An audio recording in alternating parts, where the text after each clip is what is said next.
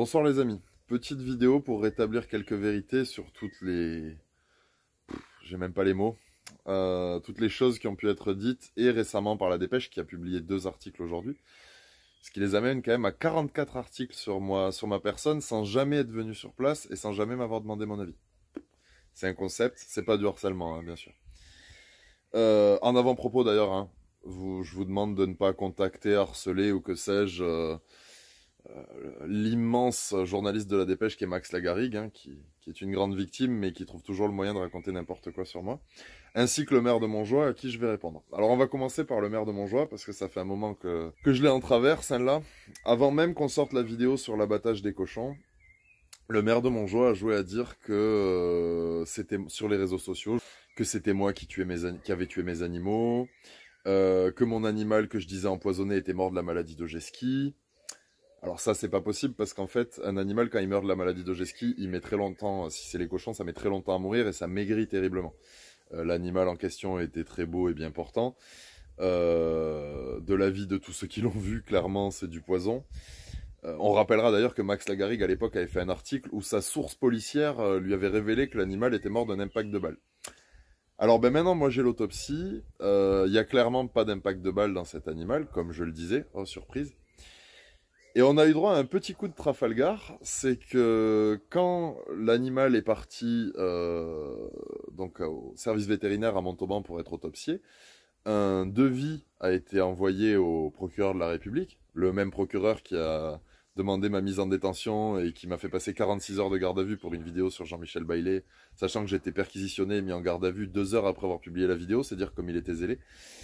Ben là, quand c'est pour mes animaux, ce pauvre procureur, il lui a fallu presque 3 semaines pour valider le devis d'autopsie.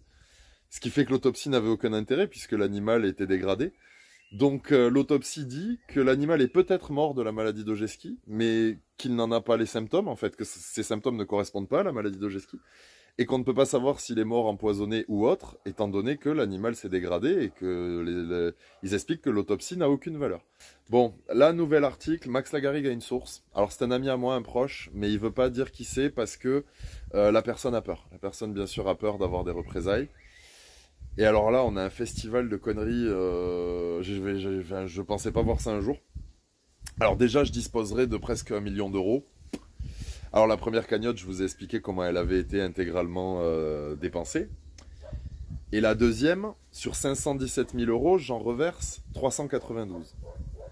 Donc Maxou, il va falloir revoir tes calculs. D'autant que tes chiffres sur ce que j'ai touché directement de mon accord avec l'anglais sont faux. Et sur l'indemnisation que me propose la préfecture, Maxime, tu as tout faux encore. Donc, je sais pas, procure-toi des documents officiels, fais ton travail de journaliste, mais là, c'est pas possible. Là, c'est ahurissant de voir ça. Mon projet secret, c'est de racheter, donc avec ma fortune, la maison de l'anglais qui est en vente à 1,1 million d'euros. Alors, je vois pas comment j'aurai cet argent. Il est vrai que j'ai visité cette maison parce que l'anglais m'a parlé de la vente de sa maison après le début de la deuxième cagnotte et je lui ai fait croire que j'avais les moyens et pour m'amuser, je suis allé visiter sa propriété. Je vais même vous donner une petite info. J'y suis allé avec un copain qui s'est fait passer pour un expert en patrimoine. Et c'était du troll absolu en fait. Enfin déjà acheter une maison à 1,1 million d'euros, puis il a jamais eu d'offre. Enfin il n'y a jamais eu. C'était de la connerie. Le mec a quand même essayé de me faire tuer. Si vous croyez que je vais aller lui acheter sa maison à 1 million d'euros, enfin bon, bref. Et concernant ces pauvres Anglais, grandes victimes devant l'Éternel, qui du coup vendent leur maison pour repartir en Angleterre, d'après La Dépêche, parce qu'ils voulaient mourir en France, hein, mais ce que je leur fais vivre, c'est trop insupportable. Alors les Anglais, moi, depuis le 2017 que je suis là, ils passent un maximum de 3 ou 4 semaines en France par an. Donc c'est pas tout à fait le profil des gens qui veulent mourir là. Et ce qui est encore moins le profil, c'est qu'en fait, depuis le tout début, ils veulent vendre. Sauf que vu qu'il y avait la guerre des chemins, ils voulaient obtenir gain de cause, et c'est pour ça que la mairie s'est acharnée à ce point, parce que leur maison, vu qu'ils la louaient 10 000 euros la semaine, parce qu'ils avaient privatisé un chemin, à la vente, ça a énormément de valeur, parce que du coup, en location, si vous reprenez le même business plan qu'eux, c'est un super placement. Mais sans le chemin, ça marchait plus. Donc c'est pour ça, le fond de l'histoire, le fond du pourquoi les Anglais voulaient à tout prix ce chemin est là, et de pourquoi ils ont fait donner la patte et se mettre à 4 pattes au maire de Montjoie. Donc le fond de l'histoire est là. Donc ils ont toujours voulu vendre. Donc ça c'est un mensonge, mais colossal.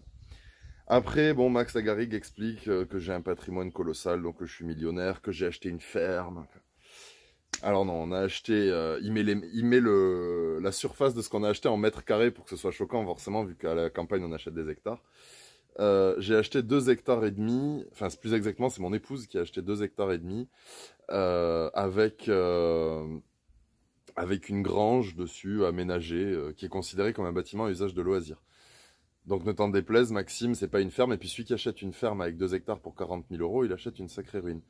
D'ailleurs, ton prix de 42 900 euros, Maxime, est complètement faux. Mais c'est pas grave comme d'habitude, hein, aucun travail sérieux, tes sources, je sais pas qui c'est. Peut-être que c'est ta maman, la source, je ne sais pas. Je m'interroge. Je m'interroge sur la qualité de tes sources, Maxime, parce que vraiment tout est faux. Après, tu as expliqué aussi que j'avais le projet secret de devenir président de la Chambre d'agriculture. Et que c'est pour ça que je faisais l'association. Ouais, d'accord. Donc, si je suis ton raisonnement, Maxime, je mets 260 000 euros dans une association pour aider les collègues, pour ensuite avoir un boulot. C'est complètement débile. Enfin, même financièrement, ça tient pas la route. Enfin, c'est... Et après aussi, il explique que, donc il faut que vous le sachiez, donc que je suis un escroc, étant donné que suite à la première cagnotte, je n'ai fait aucun travaux sur mon exploitation.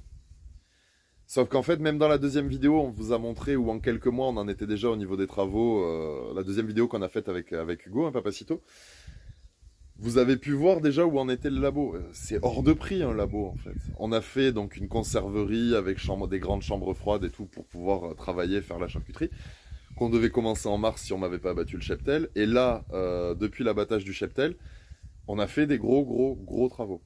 Mais donc ce monsieur arrive à expliquer dans un même article que j'ai remboursé mes crédits, que j'ai acheté des terres, mais que j'ai rien mis dans l'exploitation. Mais enfin, c'est dramatiquement con quand même. Enfin, ça n'a aucun sens en fait de dire des choses comme ça. Et les crédits que j'avais étaient professionnels. Si j'achète des terres, ben, c'est pour agrandir l'exploitation. Et puis Max Lagarrigue, qui donc dans cet article m'appelle le riche éleveur. Alors, enfin, je vois pas quel mal il y aurait à être riche, mais dans l'idée, les amis, j'ai exactement 40 hectares de forêt. Ce qui est une petite structure, surtout quand on élève en extensif, mais ça reste, c'est pas moi qui le dis, c'est au niveau des classements de l'État, en dessous de 50 hectares, on est considéré comme une petite exploitation. Ils vont jusqu'à mentir en disant que mon avocat a refusé de répondre à leurs questions. Alors, petite pépite, parce que bah, on les a vus venir quand même. Hier, ils écrivent à mon avocat à 18h, pensant que bah, 18h, il va pas répondre, ils sortent l'article le lendemain, ils ont gagné. Sauf que mon avocat, il travaille, donc en fait, il a répondu, sauf que mon avocat, ben, contrairement à leur fine équipe, il a une déontologie. Et du coup, il a répondu à l'avocat de Max Lagarrigue et l'avocat de la Dépêche, en fait. En leur disant que déjà, on lui avait posé aucune question, donc il voulait bien répondre, mais qu'il fallait qu'on lui pose des questions. Et ensuite, qu'il répondrait par avocat et pas directement aux gens contre qui il me défend au tribunal, en fait, puisque je suis poursuivi par la Dépêche, par Jean-Michel Bailey et par Max Lagarrigue. Donc en fait, par déontologie, il va pas parler à mes adversaires, c'est des choses qui ne se font pas. Donc il est prêt à répondre à leurs questions pour l'article par l'intermédiaire de leur avocat, et ça donne il refuse de nous répondre. Mais qu'est-ce qui vous arrive en fait, les gars? Est-ce que vous avez pas un problème avec la vérité, avec la réalité en fait? Pourquoi la Dépêche n'a pas parlé de la cagnotte? Pourquoi la Dépêche n'a pas parlé de ce qu'on fait avec l'association?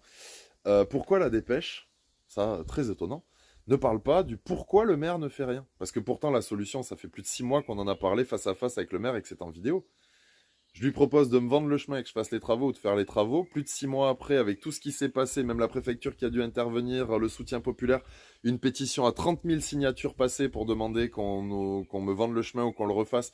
Avec tout ce qu'on a fait, le maire n'a même pas fait un conseil municipal pour prendre une décision quelconque sur le chemin. Donc vous voyez bien le niveau de foutage de gueule, le niveau de pourrissement volontaire de la situation pour essayer de me faire craquer, que je fasse une bêtise et qu'ils expliquent que je suis le diable. Sauf que malheureusement ça n'arrivera pas parce que ils m'ont trop tanné le cuir toutes ces années, donc en fait ça glisse. Mais ce serait bien que ça s'arrête. Hein. Bon, Maxime Lagarrigue qui retrouve une dignité, il n'y a pas d'espoir. Mais Papy Urgal et Papy Bailey, s'ils pouvaient penser au salut de leurs âmes et arrêter de se prendre pour ce qu'ils sont pas, ce serait pas mal. Tout le monde en sortirait grandi. Adi chat.